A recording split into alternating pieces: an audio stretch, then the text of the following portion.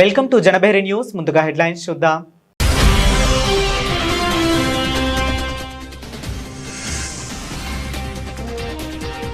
విశాఖ తీరాన 5,000 కోట్ల డ్రీమ్ ప్రాజెక్టుకు సాకారం. భోగాపురం విమానాశ్రయాన్ని జాతికి అంకితం చేసిన పీఎం మోదీ.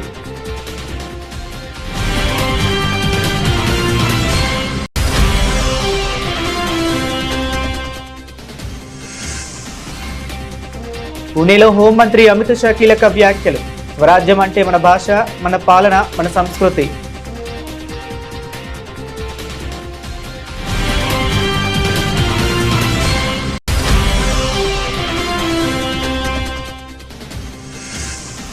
తమిళ సంస్కృతికి, ధర్మ పాలనకు ప్రతీక సెంగోల్. తిరుచెందూరు స్థల పురాణం పుస్తకావిష్కరణలో నిర్మలా సీతారామన్ వ్యాఖ్యలు.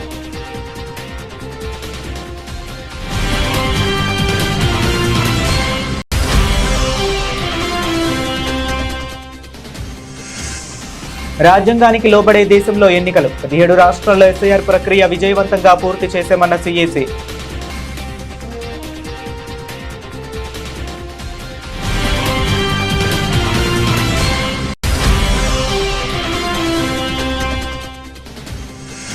కావేరీ వివాదంపై సుప్రీంకోర్టుకు తమిళనాడు. ఆల్ పార్టీ భేటీ, న్యాయ నిపుణులతో చర్చించానికే నిర్ణయమన్న సీఎం డీకే.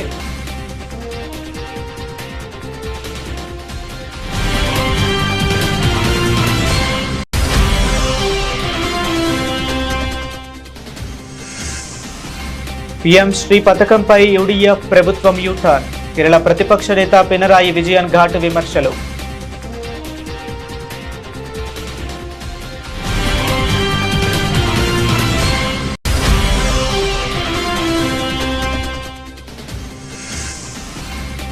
దేశంలో భావ ప్రకటన స్వేచ్ఛ దుర్వినియోగం కాకూడదు. తిలక్ ఆలోచనను యువత అర్థం చేసుకోవాలన్న అజిత్ దోవల్.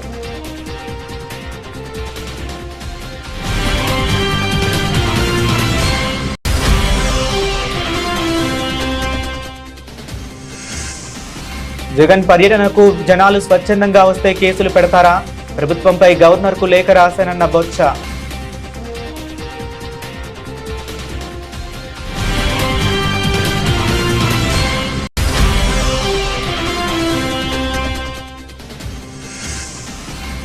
తెలంగాణ పెట్టుబడులకు అత్యంత సురక్షిత ప్రాంతం. సిఐఐ ఉత్తర భారత ప్రతినిధులకు సీఎం రేవంత్ రెడ్డి ఆహ్వానం.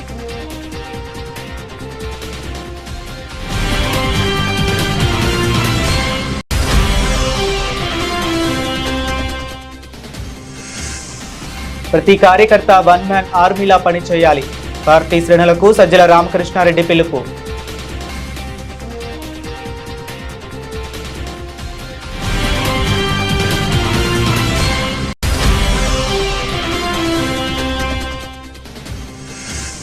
తెలంగాణలో వార్తను వార్తగా రాసే పరిస్థితి లేదు.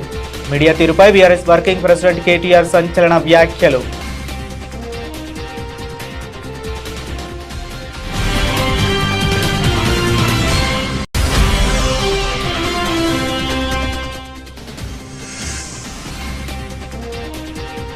పసిడి ప్రియులకు షాక్.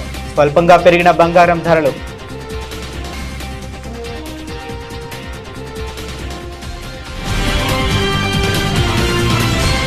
ఆంధ్రప్రదేశ్ పారిశ్రామిక రవాణా రంగాల చరిత్రలో మరొక చారిత్రాత్మక ఘట్టం ఆవిష్కృతమైంది. ఉత్తరాంధ్ర ప్రజల దశాబ్దాల స్వప్నమైన విశాఖపట్నం భోగాపురం అంతర్జాతీయ విమానాశ్రయాన్ని భారత ప్రధాని నరేంద్ర మోదీ అధికారికంగా ప్రారంభించి జాతికి అంకితం చేశారు. సుమారు 5,000 కోట్ల రూపాయల భారీ వ్యయంతో అత్యంత ఆధునిక హంగులతో రూపుదిద్దుకున్న ఈ ఎయిర్పోర్ట్ ఉత్తరాంధ్ర భవిష్యత్తు రూపురేఖలను మార్చే ఒక కీలక గ్రోత్ ఇంజిన్ గా నిలవనుంది. విమానాశ్రయం ప్రారంభోత్సవం అనంతరం నిర్వహించిన బహిరంగ సభలో ప్రధాని నరేంద్ర మోదీ ప్రసంగిస్తూ తీవ్ర భావోద్వేగానికి గురయ్యారు. గిరిజనుల సంక్షేమం, స్వాతంత్ర్య పోరాటం కోసం తన ప్రాణాలను అర్పించిన విప్లవ వీరుడు అల్లూరి సీతారామరాజు జన్మించిన ఈ పవిత్ర భూమిపై ఈ రోజు కొత్త విమానాశ్రయాన్ని ప్రారంభించడం ఎంతో గర్వకారణంగా ఉందన్నారు. ఆంధ్రప్రదేశ్ हमेशा भविष्य की सोच रखने वाला प्रदेश रहा है. सॉफ्टवेयर, आईटी और टेक सेक्टर में आंध्र के युवाओं ने पूरी दुनिया में अपना डंका बजाया है और इसलिए सरकार यहां के टैलेंट को आंध्र प्रदेश की डेवलपमेंट पावर से जोड़ना चाहती है. మిత్రులారా, ఆంధ్రప్రదేశ్ ఎప్పటి నుంచో భవిష్యత్తును దృష్టిలో పెట్టుకొని ముందుకు సాగే రాష్ట్రం. సాఫ్ట్వేర్ కానీ, ఐటీ కానీ, టెక్ రంగాల్లో కానీ ఆంధ్రప్రదేశ్ యువత ప్రపంచవ్యాప్తంగా తన ప్రతిభను చాటుకున్నారు. అందుకే ఇక్కడ యువత తాలూకా ప్రతిభను ఆంధ్రప్రదేశ్ తాలూకా అభివృద్ధి శక్తితో అనుసంధానం చేయాలని ప్రభుత్వం కోరుకుంటుంది. हमारे टैलेंटेड युवाओं की प्रतिभा का लाभ आंध्र प्रदेश और देश को ज्यादा से ज्यादा मिले, ये बहुत आवश्यक है. इसके लिए हमारा फोकस अब सेमीकंडक्टर जैसी फ्यूचरिस्टिक टेक इंडस्ट्री पर है. विशाखापट्टनम में नए सेमीकंडक्टर प्लांट का शिलान्यास इसी दिशा में एक बहुत बड़ा कदम है. మన ప్రతిభావంతులైన యువత సామర్థ్యం ఆంధ్రప్రదేశ్కే కాకుండా దేశానికి మరింత ఉపయోగపడాలి. అందుకే ఇప్పుడు మా దృష్టి సెమీకండక్టర్ వంటి ఫ్యూచరిస్టిక్ టెక్ ఇండస్ట్రీస్ పై ఉంది. విశాఖపట్నంలో కొత్త సెమీకండక్టర్ ప్లాంట్ తాలూకా శంకుస్థాపన ఆ దిశగా ఒక గొప్ప అడుగుగా నేను భావిస్తున్నాను. चंद्रबाबू के नेतृत्व में हमारा आंध्र अब सॉफ्टवेयर के साथ साथ मैन्युफैक्चरिंग का भी हब बनेगा. इससे आंध्र में फ्यूचरिस्टिक जॉब्स तैयार होगी, टेक इंडस्ट्रीज के लिए नया वातावरण तैयार होगा.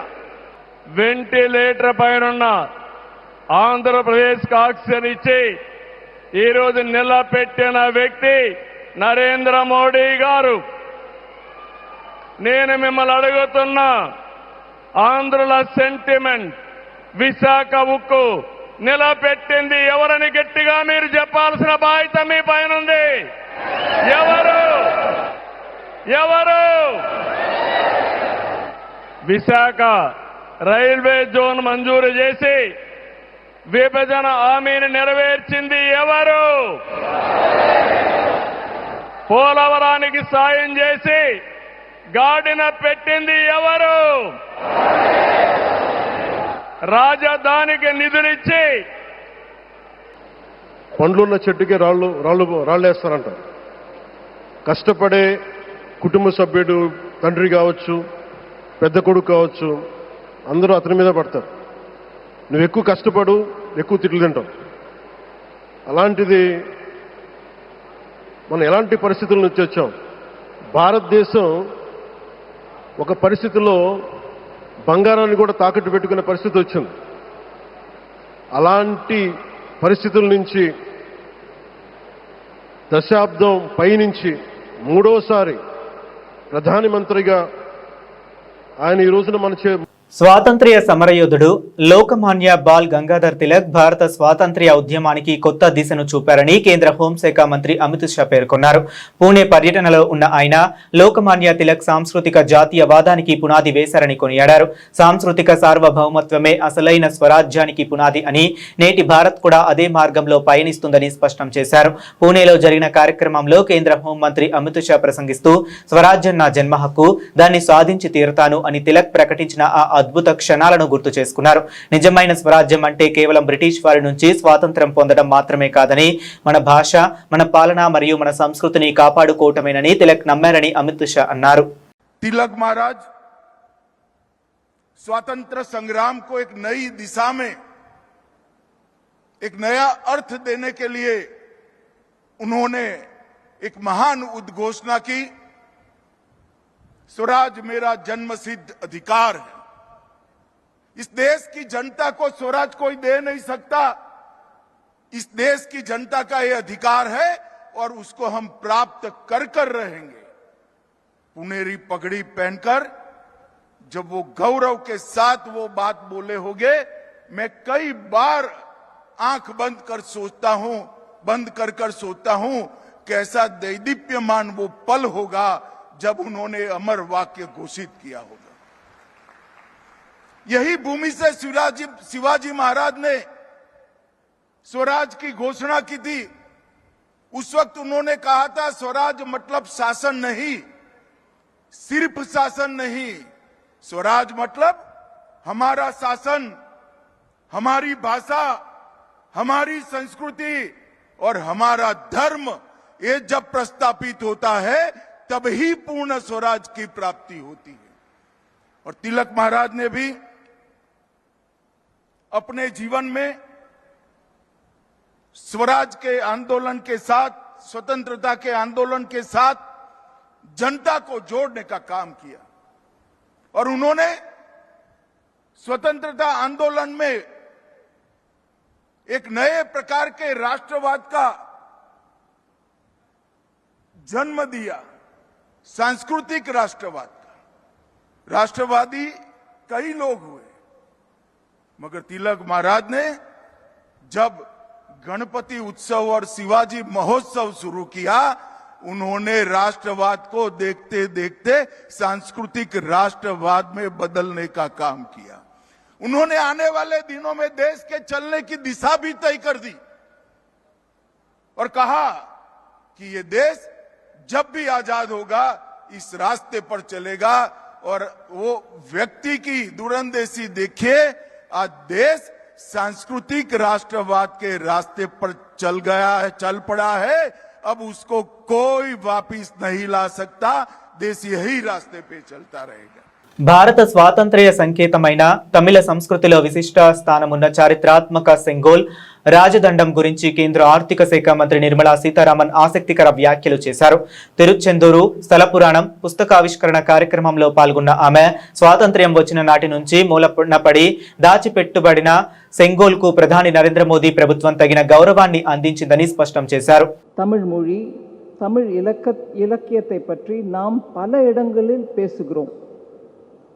இந்த சைவ திருமுறைகளில் உள்ள தமிழ் வளத்துக்கு ஈடே இல்லை. ஏதோ பண்டிதர்கள் மட்டுமே படித்து பண்டிதர்களுக்கே உரிய என்று நினைத்து கொண்டிருந்த தமிழை சாதாரண மக்களுக்கும் தெரிந்து கொண்டு பாட இந்த திருமுறைகள் உதவி செய்தன. புதிதாக நிறுவிக்கப்பட்ட நாடாளுமன்ற அந்த பரிசரத்தில் ஆதீனங்களுடன் தானும் சென்று அந்த செங்கோலை வைக்கப்பட்டதை நாம் மறக்க முடியாது.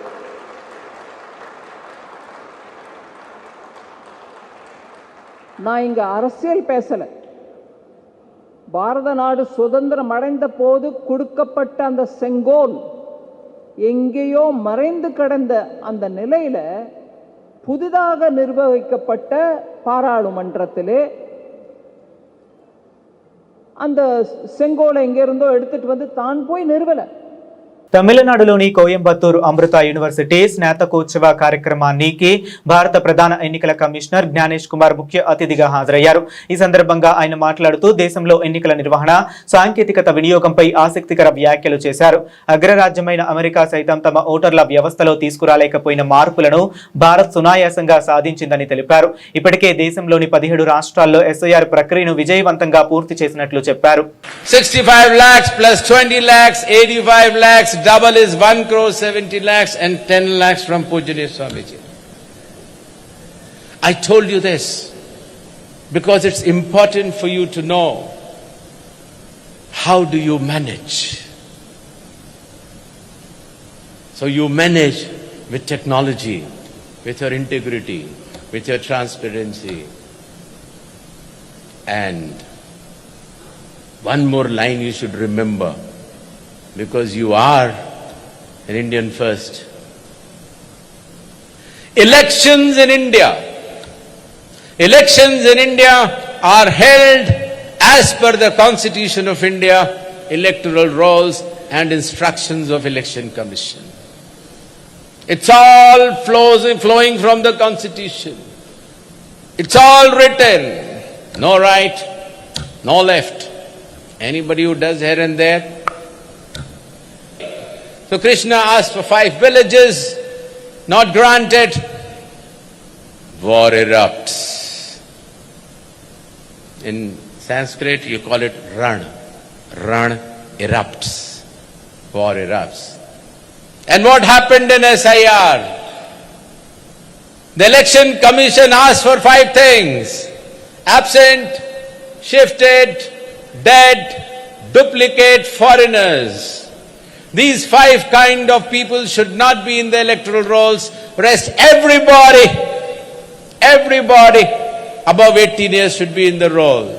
But only these 5. Which ones? ASDDF. You'll remember this?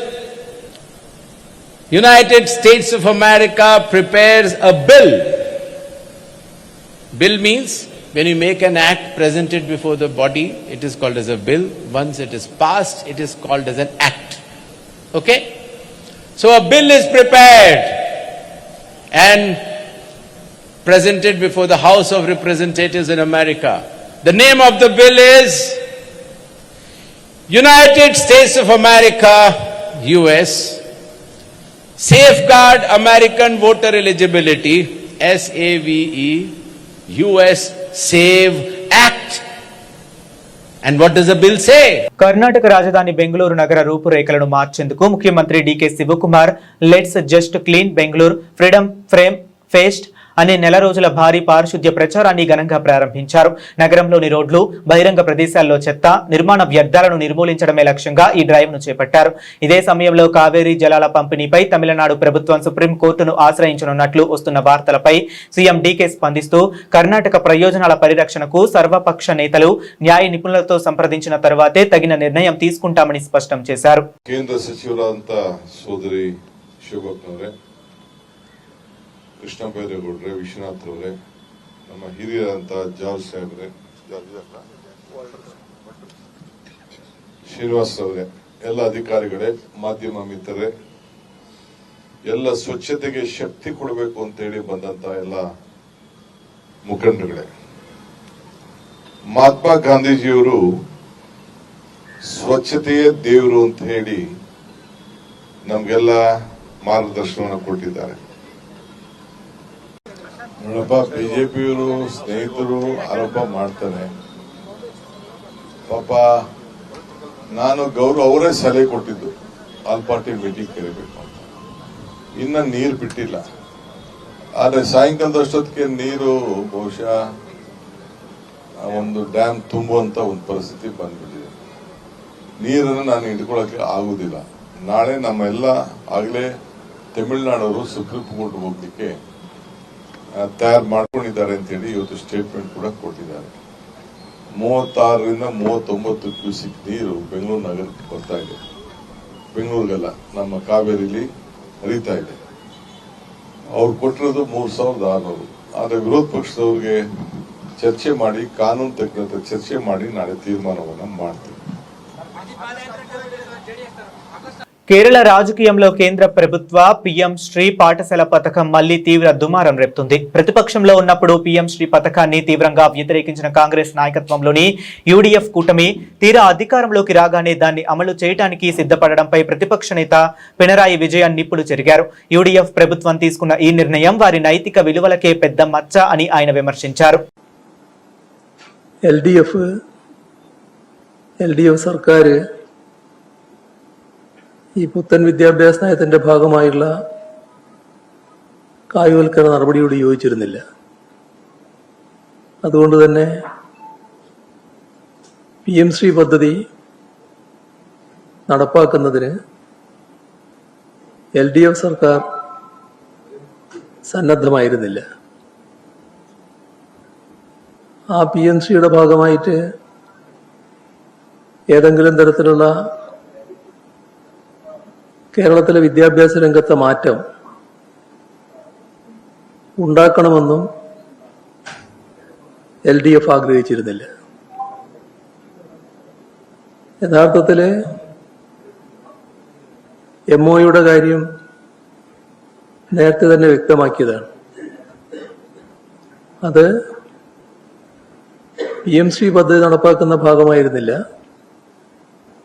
എന്നാൽ വിദ്യാഭ്യാസ മേഖലയിൽ ലഭിക്കേണ്ട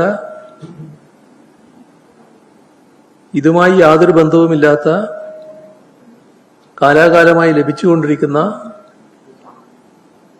ഫണ്ട് తడైన నెల వల్ల స్వేచ్ఛ లేదా ఆజాదీ అనే పదానికి యువత నిజమైన అర్థాన్ని గ్రహించాలని భారత జాతీయ భద్రతా సలహాదారు NSA అజిత్ దోవల్ పిలుపునిచ్చారు. స్వాతంత్ర్యం అంటే ఏది పడితే అది చేయటం కాదని, దానికి బాధ్యత, నియంత్రణ తోడవ్వాలని స్పష్టం చేశారు. లోకమాన్య బాల్ గంగాధర్ తిలక్ జీవితం మరియు ఆనాటి సవాళ్లపై నిర్వహించిన ఒక కార్యక్రమంలో పాల్గొన్న ఆయన తిలక్ అందించిన స్ఫూర్తిని నేటి తరానికి వివరించారు. लोकमान्य तिलक जी के जीवन को समझना, उनकी गहराइयों को देखना, उसके लिए उस समय के काल, उस समय के मजबूरियां, उस समय की दयनीयता को शायद हम लोग उसकी कल्पना नहीं कर पाते। विशेषकर जो हमारा युवा वर्ग है, वो सोचता है शायद भारत हमेशा ऐसा ही था। जिसे हम स्वतंत्रता कहते हैं, शायद उनको लगता है कि स्वतंत्रता केवल वह करने की जो आपकी इच्छा है, स्वतंत्रता ये नहीं थी। जिन लोगों ने स्वतंत्रता के लिए अपने प्राणों को न्यौछावर किया, जिन लोगों ने इसके लिए संघर्ष किया, जिन लोगों ने हमें इसका नेतृत्व दिया, लोकमान्य तिलक उसके सिरमौर थे। उसके उनका जो व्यक्तित्व था, उनका जो समय था, उस वक्त तक वो आवाज उठाने की हिम्मत बहुत लोगों में नहीं थी। लोगों में एक त्रासदी थी, एक पीड़ा थी, एक वेदना थी, एक करा रहा था समाज। लेकिन जो चाहते भी थे कुछ बोलना, वो यही कहते थे कि हम किसी तरह से कोई रास्ता निकालें, बातचीत करके, इनके कुछ संयम का प्रयोग करके, लेकिन वो कठिन रास्ता मुकाबला करके और इसको जीत के ले, ये शायद ये इसका नेतृत्व और इसका भाव उन्होंने ही देश को दिया। दास्ता की बेड़ियों को उन्होंने झंझोड़ने के लिए देश के युवकों और देश की जनता में एक नई चेतना और पौरुष का प्रादुर्भाव किया। వైఎస్ఆర్సీపీ అధినేత వైఎస్ జగన్మోహన్ రెడ్డి పర్యటనపై పసుపు పత్రికలు అవాస్తవ కథనాలు రాస్తున్నాయని వైఎస్ఆర్సీపీ సీనియర్ నాయకుడు ఎమ్మెల్సీ బొత్స సత్యనారాయణ తీవ్ర స్థాయిలో ధ్వజమెత్తారు. జగన్ పర్యటనలో ప్రభుత్వ వైఖరిని, పోలీసుల తీరును తప్పుబడుతూ తాము గవర్నర్కు ఫిర్యాదు చేసినట్లు వెల్లడించారు. జైలు వద్ద పోలీసులు తమను అడ్డుకున్న తీరుపై ఆయన విలేకరుల సమావేశంలో తీవ్ర ఆగ్రహం వ్యక్తం చేశారు.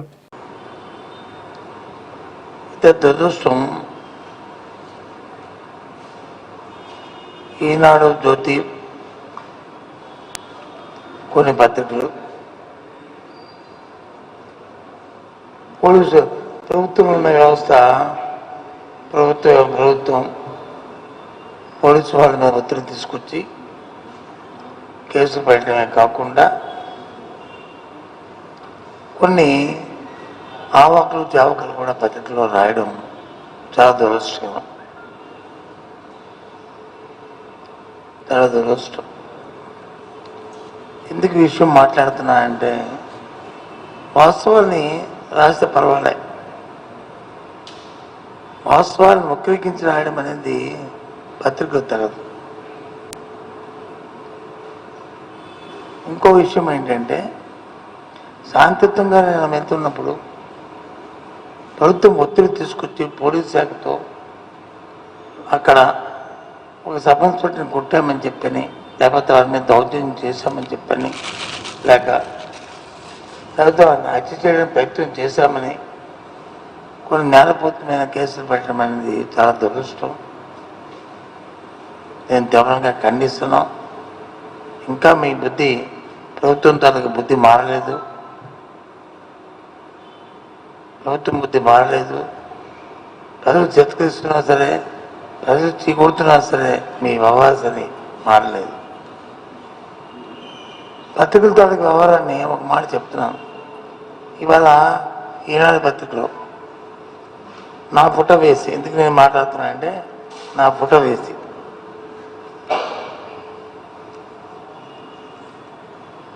పోలీసులపై బస్సు బెదిరింపులు. నా రాజకీయ జీవితంలో ఇప్పుడు వచ్చి నన్నెవరూ బెదిరించలేదు, నేను ఎవరిని బెదిరించలేదు. వివిధ రంగాల్లో పెట్టుబడులకు తెలంగాణ సురక్షిత స్థానమని, తెలంగాణకు వచ్చిన పెట్టుబడులు పెట్టాలని భారత పరిశ్రమల సమైక్య ఉత్తర భారత ప్రతినిధులను ముఖ్యమంత్రి ఆహ్వానించారు. తెలంగాణలోని ప్రజాప్రభుత్వం పెట్టుబడులకు రక్షణగా నిలుస్తుందని హామీ ఇచ్చారు. సిఐఐ ఉత్తర భారత ప్రతినిధులు MCRHRDలో బోధి పెవిలియన్ లో ముఖ్యమంత్రితో సమావేశమయ్యారు. ఈ సందర్భంగా ముఖ్యమంత్రి మాట్లాడుతూ, తమ ప్రభుత్వం తీసుకువచ్చిన పారిశ్రామిక విధానాలతో పెట్టుబడులను ఆకర్షిస్తున్నామని, మంచి ప్రతిపాదనలతో వచ్చిన వారికి ప్రోత్సాహకాలు ఇస్తున్నామని తెలిపారు. 30,000 ఎకరాల్లో నిర్మిస్తున్న భారత్ ఫ్యూచర్ సిటీలో ఫార్చ్యూన్ 500 కంపెనీల పెట్టుబడులు పెట్టాలనేది తమ ఆకాంక్ష అని తెలిపారు. గత డిసెంబర్లో నిర్వహించిన గ్లోబల్ సమ్మిట్ లో 175 దేశాల ప్రతినిధులు పాల్గొన్నారని వివరించారు. తెలంగాణ రైజింగ్ 2047 పాలసీని గ్లోబల్ సమ్మిట్ లో ప్రకటించిన విషయాన్ని తెలియజేస్తూ ప్రస్తుతం దేశ జీడీపీలో తెలంగాణ వాటా 5% ఉందని, అది 10%గా ఉండాలన్నదే తమ లక్ష్యమని వెల్లడించారు. సోషల్ మీడియాలో చేసే ప్రతి కార్యకర్త ఒక వన్ మ్యాన్ ఆర్మీలా పదునైన కంటెంట్ తో నిజాన్ని 10 మందికి చేరవేస్తూ ప్రజల్ని చైతన్యం చేయాలని వైఎస్ఆర్సీపీ స్టేట్ కోఆర్డినేటర్ సజ్జల రామకృష్ణారెడ్డి పిలుపునిచ్చారు. వైఎస్ఆర్సీపీ సోషల్ మీడియా కార్యకర్తలు కేవలం ప్రచారకర్తలుగా కాకుండా ప్రజల గొంతుకగా క్రమశిక్షణతో కూడిన బాధ్యతాయుతమైన డిజిటల్ ప్రతినిధులుగా పనిచేయాలని ఆయన సూచించారు. వైఎస్ఆర్ కాంగ్రెస్ పార్టీ కేంద్ర కార్యాలయంలో సోషల్ మీడియా విభాగ రాష్ట్ర కమిటీ సభ్యులు, జిల్లా, అసెంబ్లీ, నగర అధ్యక్షులతో ముఖ్య సమావేశం నిర్వహించారు. ఈరోజు ఇక్కడికి వచ్చిన సోషల్ మీడియా విభాగం క్షేత్రస్థాయి నాయకులందరికీ స్వాగతం. సోషల్ మీడియా ప్రెజెన్స్ అనేది ఎప్పటి నుంచో ఉన్నాయి. ఇప్పుడు దాన్ని ఒక రకమైన ఆర్గనైజ్డ్ దీని కిందికి తీసుకొచ్చాం. గ్రామ స్థాయి వరకు వెళ్ళాం. మీ అందరికీ తెలుసు, ఒక పొలిటికల్ పార్టీగా ఏ రాజకీయ పార్టీకైనా అజెండా పైకి చెప్పినా చెప్పకపోయినా తయారవుతుంది. అధికారంలోకి వచ్చే పార్టీ అయితే దాది ఆచరణలో కూడా కనిపిస్తుంది. అది ప్రజలకు అనుకూలంగా ఉండేది, పేద ప్రజలకు అనుకూలంగా ఉండేది, అలాగే హక్కుల కోసం పోరాడే వాళ్ళకు అనుకూలంగా ఉండేది, ప్రజాస్వామ్య పద్ధతులకు అనుకూలంగా ఉండేది. అయితే అది ప్రజల మన్ననలు ఎక్కువ పొందే అవకాశం ఉంటుంది. ఏ పార్టీ అయితే అధికారమే పరమావధిగానో లేదా తాత్కాలికమైన వాటితో బయటపడుతూ అధికారంలోకి వస్తే చాలు, మనం బాగుంటే చాలు అనుకుంటే పార్టీలు అవి కూడా సర్వైవ్ అవుతుంటాయి, నిలబడతాయి. ఆ రోజుకు వేసిన ఎత్తులతో అవి నిలబడుతుంటాయి, పవర్లోకి రావచ్చు. ఒక క్లియర్ కట్ డివిజన్ లాగా చూస్తే దేశంలో మన రాష్ట్రంలో కనపడినంత ఒక డివిజన్, ఒక మంచి చెడు, ఒక వెలుగు చీకటి, ఇట్లా ఒక క్లియర్ కట్ డివిజన్ పార్టీల మధ్య చూస్తే మన రాష్ట్రంలో మాత్రమే కనపడుతుంది. వైఎస్ఆర్ కాంగ్రెస్ పార్టీ జగన్మోహన్ రెడ్డి గారు ఒక స్థిరమైన, అది పవర్లో ఉన్నా లేకపోయినా ఒక స్థిరమైన రాజకీయ విధానం, రాజకీయం అంటే ప్రజలకు సంబంధించిన విధానాలు, అవే రాజకీయంగా. అధికారం పరమావధి కాదు, అధికారంలోకి వచ్చాక మన లక్ష్యాలు ఏవైతే అనుకున్నామో అవి ఎంతవరకు పూర్తి చేయగలిగాము, ప్రజల కోసం, ప్రజల్లో మమేకమై ప్రజల బాగు కోసం, పేద ప్రజల బాగు కోసం చేయగలమనేదే గీటు. తెలంగాణలో ప్రధాన స్రవంతి మీడియా తీరుపై బీఆర్ఎస్ వర్కింగ్ ప్రెసిడెంట్ కేటీఆర్ తీవ్ర స్థాయిలో ధ్వజమెత్తారు. రాష్ట్రంలో నిజాన్ని నిజంగా, వార్తను వార్తగా రాసే పరిస్థితులు ఏమాత్రం లేవని ఆయన ఆరోపించారు. సమాజంలో సమస్యలపై మీడియా మౌనం వహించడాన్ని ఆయన ఎండగట్టారు. ఇటీవల జరిగిన కొన్ని కీలక ఘటనలను ఉదాహరణగా చూపిస్తూ కేటీఆర్ మీడియా వైఖరిపై సంచలన విమర్శలు చేశారు. ఇవాళ దేశంలో ఉన్న పరిస్థితి ఇది. వాస్తవం ఏంటి? తప్పు జరుగుతున్నా రాయలేని పరిస్థితి ఉన్నమాట వాస్తవం. తప్పు జరుగుతుందని తెలిసినా రాయలేని పరిస్థితి ఉన్నమాట వాస్తవం. అట్లాగే ఈరోజు మీరు ఆలోచిస్తే దేశంలో ఉన్న మీడియా సంస్థలన్నీ కూడా ఎవరో ఒకరికి ఒత్తాసుగా మారిపోయిన విషయం కూడా వాస్తవం. స్వేచ్ఛగా, నిర్భీతిగా, న్యూట్రల్గా ఉండే పరిస్థితి ఉందా అంటే లేని మాట కూడా వాస్తవం. The power of speech today is restricted to those in power. It's is a fact. మనకి ఇష్టం ఉన్నా లేకపోయినా అది వాస్తవం. ఎందుకు ఈ మాట ఎందుకంటా ఉన్నా నేను? తెలంగాణని తీసుకోండి, అక్కడ ఇక్కడ తెలంగాణలోనే ఎన్నో సందర్భాలలో వార్తని వార్తగా రాయలేని పరిస్థితి లేదా? ఒక అమ్మాయి మీద లైంగిక దాడి జరిగింది, కేంద్ర మంత్రి గారి కుమారుడు ఈ దుర్మార్గమైన పని చేశాడు అని అమ్మాయి తల్లి తండ్రి వచ్చి కంప్లైంట్ చేస్తే ఏ మీడియా రిపోర్ట్ చేసిందండి? వారం రోజు సోషల్ మీడియానే లేకపోతే అమ్మాయికి న్యాయం జరిగే పరిస్థితి ఉందా? నేను మాట్లాడుతున్న మాట తప్ప? ఏ మీడియా లగచర్లలో గిరిజనుల మీద అకృత్యాలు జరిగితే ఏ మీడియా రాసింది? నేను ఈ మాట అంటున్నందుకు దయచేసి ఎవరేం అనుకోవద్దు. వాస్తవాలు చెబితే చేదుగానే ఉంటాయి. ఈ రోజున్న పరిస్థితుల్లో డైరెక్ట్గా శాసనసభలో బయట జర్నలిస్టుల పట్ల అసహనం వ్యక్తం చేస్తే కూడా ప్రభుత్వంలో ఉన్న పెద్దలు ఏ మీడియా ప్రశ్నించిందండి? హైదరాబాద్ సెంట్రల్ యూనివర్సిటీలో 400 ఎకరాల భూమి విషయంలో విద్యార్థులు కథం దొక్కేదాకా ఏ మీడియా రాసింది? ఎక్కడుంది పరిశోధనాత్మక జర్నలిజం? ఉందా? నేను ఈ మాట అంటే మీలో చాలా మందికి మళ్ళీ నాలో అహంకారం కనబడొచ్చు. నేను ఉన్నట్టుగా అడుగుతున్నా, ఉన్నదా పరిస్థితి? రాసే పరిస్థితి, చెప్పే పరిస్థితి, స్వేచ్ఛగా నిర్భీతిగా ఇన్వెస్టిగేటివ్ జర్నలిజం అనే పరిశోధనాత్మకమైన కథనాలు వస్తున్నాయా? వాస్తవాలు చెబితే నచ్చవు. అందుకే ఏమవుతుంది, ఇప్పుడు మీరు ఇన్వెస్టిగేటివ్ జర్నలిజం మొదలు పెడితే వెంటనే కొత్త ఐటీ రూల్స్ వస్తాయి, టెలిగ్రాఫ్ యాక్ట్ అమెండ్మెంట్లు వస్తాయి. తెలుగు రాష్ట్రాల్లో పసిడి ప్రియులకు షాకిస్తూ బంగారం ధరలు మళ్లీ పైకి కదిలాయి. శనివారం ఉదయం పసిడి ధరలు స్వల్ప పెరుగుదలను నమోదు చేసినట్లు మార్కెట్ వర్గాలు వెల్లడించాయి. గుడ్ రిటర్న్స్ వెబ్సైట్ అందించిన తాజా వివరాల ప్రకారం ఈరోజు హైదరాబాద్, విజయవాడ నగరాల్లో బంగారం ధరలు ఏ విధంగా ఉన్నాయో ఇప్పుడు చూద్దాం. తెలుగు రాష్ట్రాలైన తెలంగాణ మరియు ఆంధ్రప్రదేశ్లోని ప్రధాన నగరాలైన హైదరాబాద్, విజయవాడలలో 24 క్యారెట్ల 10 గ్రాముల ప్యూర్ గోల్డ్ ధర 1,44,610కి చేరుకుంది. ఇక ఆభరణాల తయారీకి ఉపయోగించే 22 క్యారెట్ల 10 గ్రాముల ఆర్నమెంట్ బంగారం ధర 1,32,560 వద్ద నమోదైంది. అంతర్జాతీయ మార్కెట్లలో పరిస్థితులు, ద్రవ్యోల్బణం మరియు మార్కెట్ డిమాండ్ ఆధారంగా రోజువారీ పసిడి ధరల్లో ఈ మార్పులు చోటు చేసుకుంటున్నట్లు విశ్లేషకులు తెలిపారు. బులెటిన్ ముగించే ముందు మరొకసారి హెడ్లైన్స్ చూద్దాం.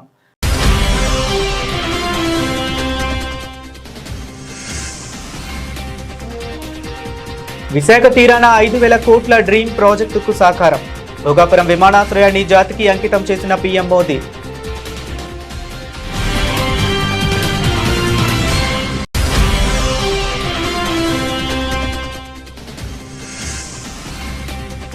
పూణేలో హోంమంత్రి అమిత్ షా కీలక వ్యాఖ్యలు. స్వరాజ్యం అంటే మన భాష, మన పాలన, మన సంస్కృతి.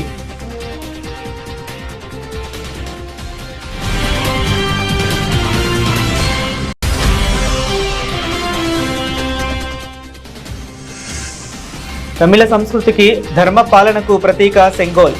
తిరుచెందూరు స్థల పురాణం పుస్తకావిష్కరణలో నిర్మలా సీతారామన్ వ్యాఖ్యలు.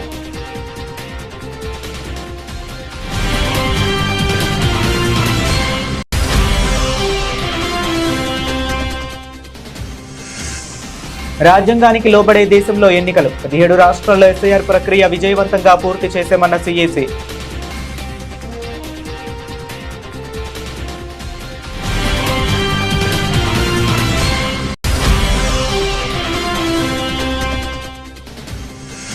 కావేరీ వివాదంపై సుప్రీంకోర్టుకు తమిళనాడు.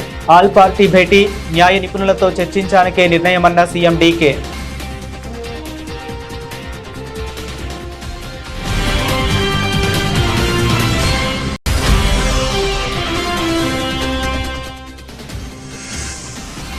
పీఎం శ్రీ పథకంపై యూడీఎఫ్ ప్రభుత్వం యూటర్న్. కేరళ ప్రతిపక్ష నేత పినరాయి విజయన్ ఘాటు విమర్శలు.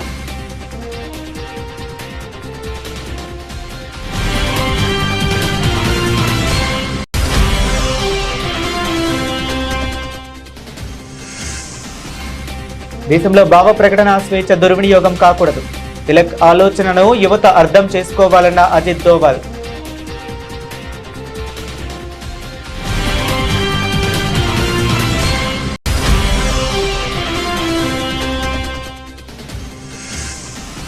జగన్ పర్యటనకు జనాలు స్వచ్ఛందంగా వస్తే కేసులు పెడతారా? ప్రభుత్వంపై గవర్నర్కు లేఖ రాశానన్న బొత్స.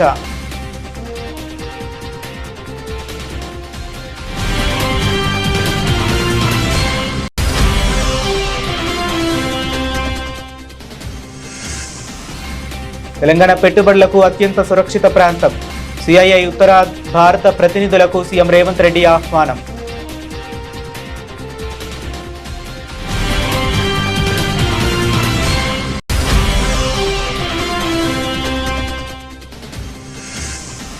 ప్రతి కార్యకర్త వన్ మ్యాన్ ఆర్మీలా పనిచేయాలి.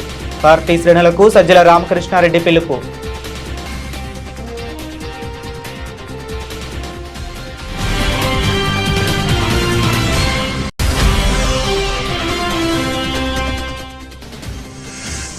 తెలంగాణలో వార్తను వార్తగా రాసే పరిస్థితి లేదు.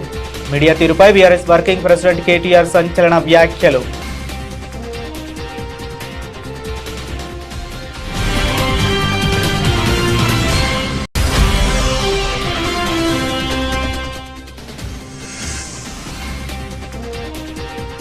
పసిడి ప్రియులకు షాక్. స్వల్పంగా పెరిగిన బంగారం ధరలు.